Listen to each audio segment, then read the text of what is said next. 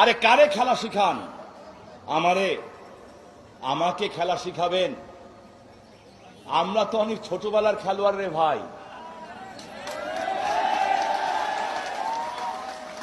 বেশি বড় খেলোয়াড় হতে পারি নাই, তবে একটু মাথার তার ছিঁড়া খেলোয়াড় ছিলাম আগে। মাথার তার একটু ঢিলা ছিল তখন।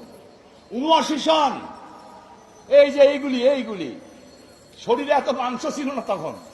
এই কিকা সব বয়স ১৭, ১৮, ১৯, সেকেন্ড ইয়ারে পড়ি তুরাম কলেজে।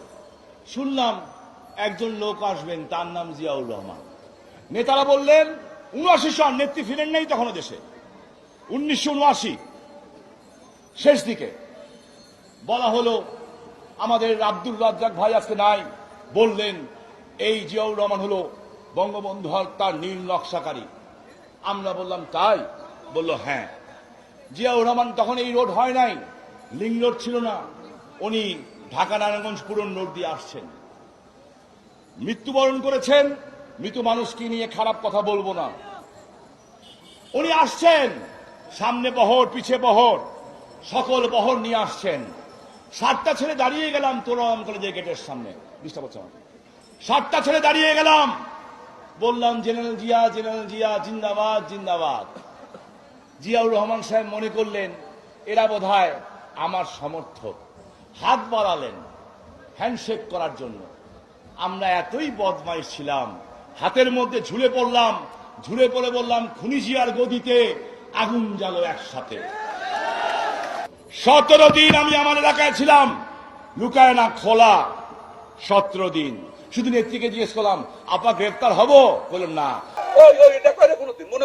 আমি আপা যখন বলছে গ্রেফতার হইতে মানা করছে, পৃথিবীর কোন শক্তি নাই যে শামীম ওসমানের গ্রেফতার করে। তুমি ঠিক দাও কেন?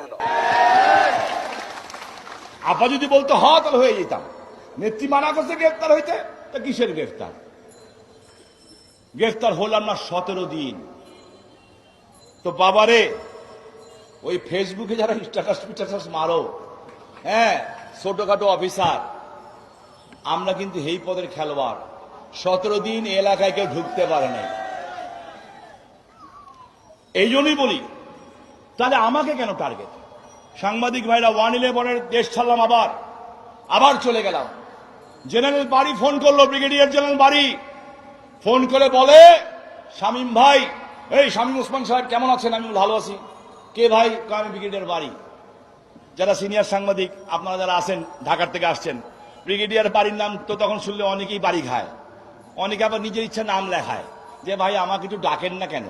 আমাদের ভিতর থেকেও গেছে অনেকে। আমারে বললো চলে আসেন, আপনি তো খুব ভালো মানুষ। আমি তো বলে আপনার নামে কিচ্ছু পাই না। আমি তো চলে আসেন। আমি তারপরে কেন? বললো একটা শর্ত আছে। আমি কি শর্ত? আমি তখন বোম্বের হাজি আলী বাবার মাজারে। আমি বললাম কি শর্ত? বললো আপনার ছোট বোনকে বলবেন। আমি কি আর রাখেন, থামেন, আপনি কি রেহান আপার কথা বলতেছেন? বললো হ্যাঁ। আল্লাহ শর্ত আর বাড়ায়েন না। মানে আলাম আপনারে একটা কন্ডিশন দেই। কয় কি? আলাম চুপচাপ গোপনে রাত্রেবেলা জেলখানায় ঢুকেন। কয় ঢুকলাম। আল্লাহ আস্তে করে, আপনি তার ক্ষমতার মালিক না, চুপচাপ যান, চুপচাপ গিয়া আপার পায়ে ধরে মাপটা চেয়ে নেন যে আপা আমি কি করব, আমারে মাফ করে দিয়েন, আমি ব্রিগেডিয়ার জেনারেল বাড়ি, তাহলে অন্তপক্ষে দেশে থাকতে পারবেন।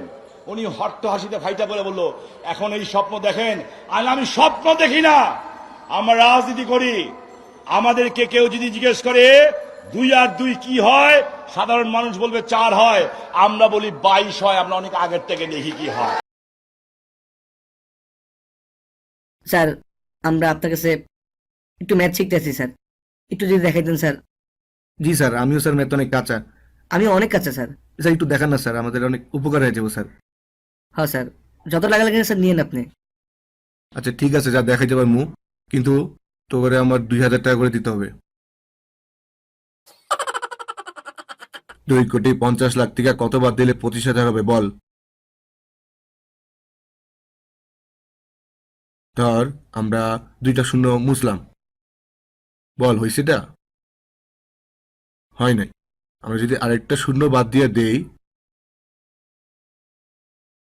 তাইলে 25,000 হয়ে গেছে। বুঝছো সেটা? এটা কিন্তু পরীক্ষা আসবো। জি স্যার বুঝছি। তোর চোখ লাল কেন? স্যার ও সারা জায়গা অ্যাসাইনমেন্ট করছে স্যার। মিশা কথা কস কেন? তোরা ধোলাইপার বাজারের গাঁজা খাইছোস। কিন্তু স্যার আপনি কেমনে জানলেন? পাশের দোকান থেকে আমি বাবা কিনতেছিলাম